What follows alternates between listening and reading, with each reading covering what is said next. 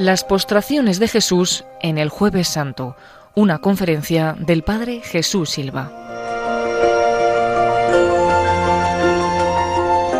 Me quería centrar en algo que me suscitó el gesto de ponernos de rodillas. Decía la liturgia que nos teníamos que poner de rodillas en ese momento de la muerte de Cristo, y entonces me dio por pensar en las postraciones que hay durante la pasión, durante el misterio pascual, mejor dicho, ¿no? Las postraciones que hay. Entonces me venía el Jueves Santo, la postración de Jesús cuando se pone a los pies de los discípulos para lavárselos, la postración de Jesús cuando cae al suelo en Getsemaní, el Viernes Santo, la postración de Jesús cuando cae bajo el peso de la cruz, la postración de Jesús cuando está en brazos de María, ya muerto, y el Sábado Santo, el Domingo de Resurrección, la postración de las mujeres que le adoran a Cristo y se postran ante Él, y la postración de los apóstoles después en el monte de Galilea, donde se les aparece. Entonces me parecía que era un hilo bonito este tema de las postraciones, porque las postraciones del jueves y del viernes son de Jesús, mientras que la postración del Domingo de Resurrección es nuestra. Es de las mujeres, es de los discípulos, es de los apóstoles. Y en todo esto hay una lógica que tiene su sentido. San Juan, cuando llega el momento de la última cena, él no cuenta la Eucaristía. No cuenta la Eucaristía porque él ya la da por supuesta, puesto que ya la habían contado Mateo, Marcos y Lucas, sino que en su lugar introduce este pasaje que conoceréis. Antes de la fiesta de la Pascua, sabiendo Jesús que había llegado la hora de pasar de este mundo al Padre, habiendo amado a los suyos que estaban en el mundo, los amó hasta el extremo. Estaban cenando. Ya el diablo había suscitado en el corazón de Judas, hijo de Simón Iscariote, la intención de entregarlo. Y Jesús, sabiendo que el Padre había puesto todo en sus manos, que venía de Dios y a Dios volvía, se levanta de la cena, se quita el manto y tomando una toalla se la ciñe. Luego echa agua en la jofaina y se pone a lavarle los pies a los discípulos, secándoselos con la toalla que se había ceñido. Llegó a Simón Pedro y éste le dice: «Señor, ¿lavarme los pies tú a mí?» Jesús le replicó: «Lo que yo hago tú no lo entiendes ahora, pero lo comprenderás más tarde». Pedro le dice: «No me lavarás los pies jamás». Jesús le contestó: «Si no te lavo, no tienes parte conmigo». Simón Pedro le dice: «Señor, no solo los pies, sino también las manos y la cabeza». Jesús le dice: «Uno que se ha bañado no necesita lavarse más que los pies, porque todo él está limpio. También vosotros estáis limpios, aunque no todos». Porque sabía quién lo iba a entregar, por eso dijo: «No todos estáis limpios». Cuando acabó de lavarle los pies, tomó el manto, se lo puso otra vez y les dijo: «¿Comprendéis lo que he hecho con vosotros? Vosotros me llamáis el Maestro y el Señor, y decís bien, porque lo soy.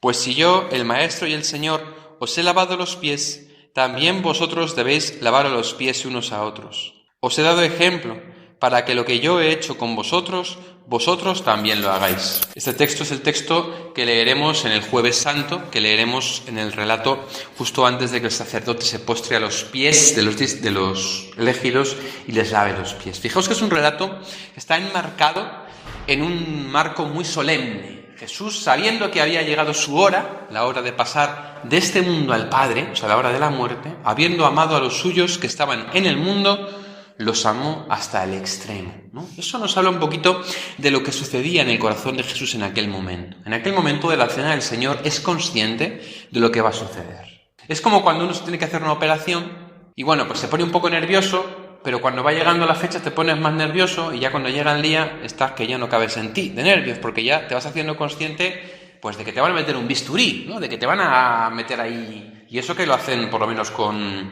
anestesia, ¿verdad? Jesús, sin embargo, aunque sabía que iba a morir, cuando se acerca ese día y llega esa noche, es como que toma conciencia plena de lo que va a suceder. Cristo, Él va a tener que morir. Y va a tener que morir de un modo que no es agradable, que no es fácil. Pero es consciente de que va a tener que morir por amor. Ya no por amor genérico, sino por amor a Juan, por amor a Felipe, por amor a Santiago, por amor a Pedro, por amor a los romanos, por amor a los judíos, por amor a los paganos, por amor a cada uno de nosotros. Y por eso comienza diciendo que habiendo amado a los suyos que estaban en el mundo, se da cuenta de que ha llegado su hora y los amó hasta el extremo.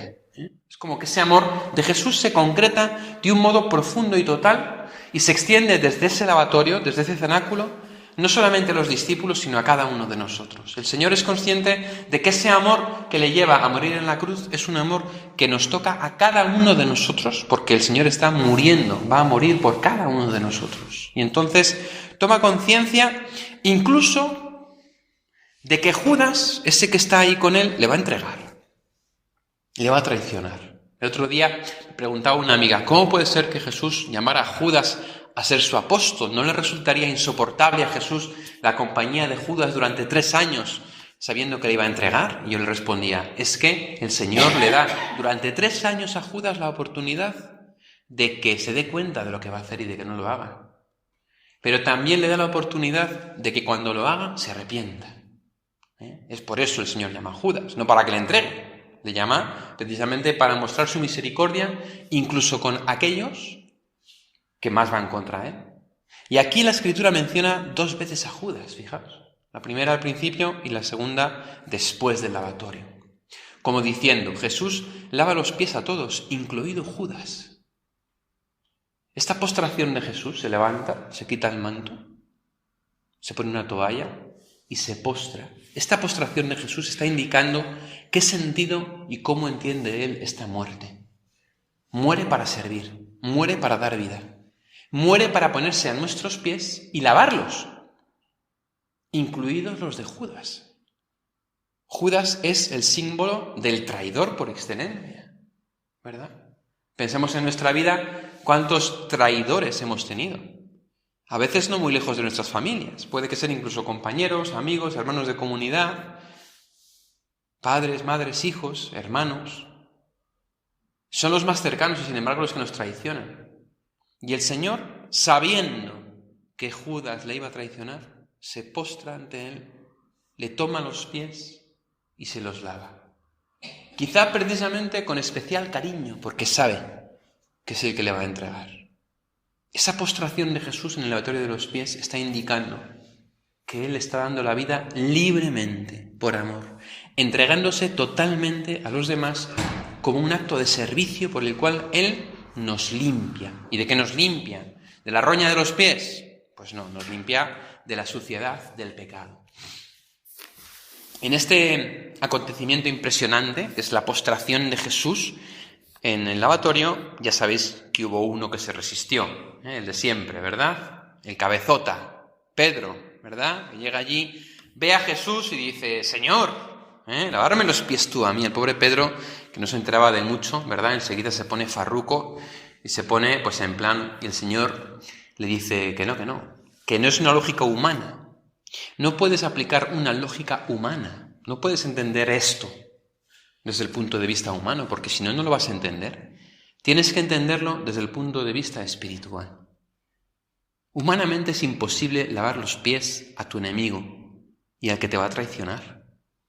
Humanamente es imposible que el maestro se ponga a los pies de los discípulos y se los lave. Humanamente, esto no tiene sentido. Pero Cristo ha venido para hacer un cambio de orden. El que era Dios se hace hombre. El que es maestro se postra. El que es Señor se convierte en esclavo. Y así nos señala que tenemos que hacer un cambio de orden mental. ¿Qué es lo que a Pedro no le entra en la cabeza? Que tenemos que cambiar nuestra mentalidad. Que estamos llamados a convertirnos y a darnos cuenta de que nuestra vida tiene que dar una vuelta de 180 grados. De que tenemos que aceptar la lógica de Dios, que no es como nuestra lógica. Si Dios aplicase nuestra lógica, aviados íbamos. Pero precisamente porque Él es misericordia, no aplica nuestra lógica. Y Pedro, aunque sea por la insistencia de Jesús, se deja lavar los pies. En esta postración el Señor luego explica por qué lo hace. ¿Habéis visto lo que he hecho con vosotros? Pues lo que yo he hecho con vosotros, que soy el Maestro y el Señor, también vosotros lo tenéis que hacer. En esa postración estamos llamados a imitar a Jesús. Fijaos que eso es un acto de humildad muy grande para Él y para nosotros, que estamos llamados efectivamente a ser humildes. La palabra humilde viene de una palabra en latín que es humus, que significa tierra, significa postrarse, tirarse en el suelo. La humildad quiere decir esa capacidad que tenemos para considerar a los mejores como superiores a uno mismo, que dirá San Pablo. Considerad a los demás como superiores a vosotros mismos. Esa humildad es la que nos hace ponernos al servicio de los demás. Porque en la Iglesia no vale más el que más títulos tiene, ni el que más sabe, ni el que más puede, sino el que más sirve. Eso es lo que Dios ve. Acordaos de aquella pobre viejita viuda que entró en el templo y que echó 2 reales allí, ¿verdad? En la hucha del templo. Nadie la vio más que Jesús. Cada uno estaba a lo suyo en el templo, tal, no sé qué, y Jesús se fija en ella. Porque el Señor lo que mira no es la apariencia, sino que el Señor ve el corazón. Ese corazón que lo que tiene que hacer y lo que está llamado es a servir. Y os hablaba luego de otra postración que también sucede el Jueves Santo, sucede en Getsemaní. Llegaron a un huerto que se llama Getsemaní y dice a sus discípulos: sentaos aquí mientras voy a orar. Se lleva consigo a Pedro, a Santiago y a Juan. Empezó a sentir espanto y angustia y les dice: mi alma está triste hasta la muerte. Quedaos aquí y velad. Y adelantándose un poco, cayó en tierra. Y rogaba que si era posible, se alejase de él aquella hora. Después de la cena, cuando van al Monte de los Olivos, os decía, en la cena ha tomado conciencia Jesús de lo que se le viene encima. Ha tomado conciencia de que lo está haciendo por amor. Y cuando llega al huerto, toma conciencia de algo que le produce espanto y angustia.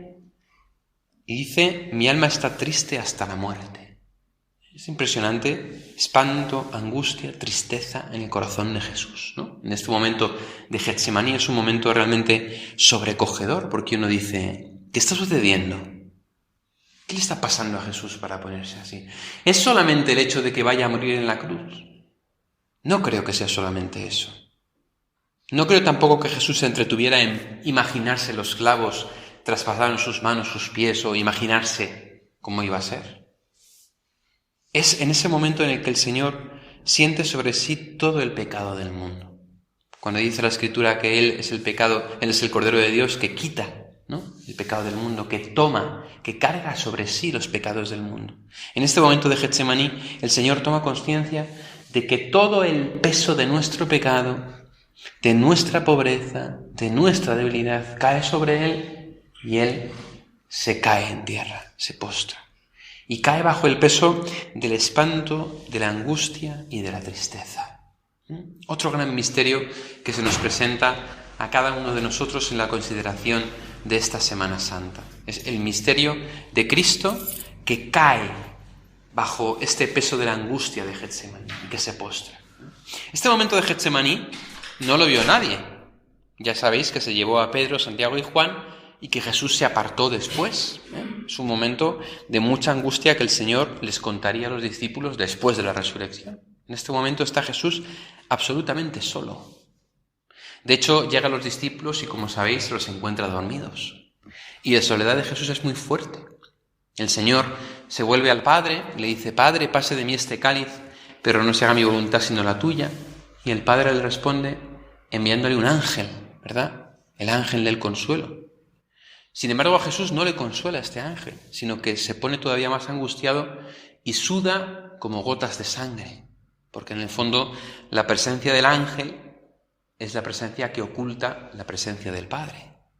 El Señor llama a su Padre, pero el Padre llama a un ángel. Esto nos muestra la terrible postración en la que es llevado el ser humano cuando es arrastrado por el pecado. Es una postración de agonía, de angustia, de tristeza, de ausencia de Dios, de ansiedad, de sinsentido, de vacío. Y esto que quizá hemos sentido en algún momento de nuestra vida, ese peso del pecado, ese peso de la tristeza, ese peso de la ansiedad, el Señor lo carga sobre sí mismo, hasta el punto de que le postra en tierra, de que le hace morder el polvo, de que le hace caer. Fijaos qué acto de amor tan precioso. El Señor Jesús se humilla, porque de Dios se hace hombre, de hombre se hace esclavo y de esclavo se hace malhechor. Estas postraciones de Jesús nos hacen darnos cuenta del extremo al que Jesús ha llegado. Hay una postración de la que no hablaré porque no es física, que es la postración de cuando Jesús baja hasta los infiernos, ¿verdad? El Señor va como cayendo por nosotros, para hacerse nuestro esclavo, nuestro siervo, para lavarnos, para cargar con nuestro pecado, con nuestra angustia, con nuestra tristeza. Y el Señor carga todo esto sobre sí y en Getsemaní se convierte en el misterio del dolor de Dios. Misterio del dolor de Dios que es también nuestro dolor. Mirad, para mí Getsemaní siempre ha sido un texto que me ha impresionado mucho porque es un texto que verdaderamente me resulta muy misterioso, ¿no? El hecho del sufrimiento que puede llegar a sufrir Jesús, de esa angustia, de esa tristeza, de la soledad, ¿verdad?, que siente en ese momento.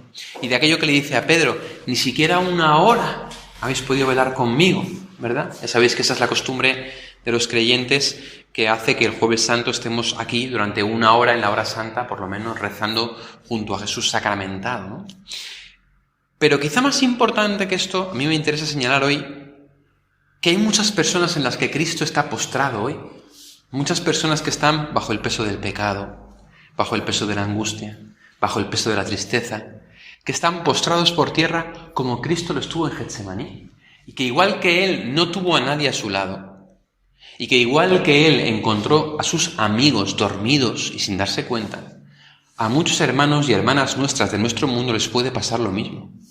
Que están postrados en el suelo, están postrados en la droga o en el pecado, en la angustia, en la tristeza, en la enfermedad, y no tienen a nadie que les socorra. Y Dios nos llama, igual que llamó a sus discípulos y les dijo, ¿estáis durmiendo?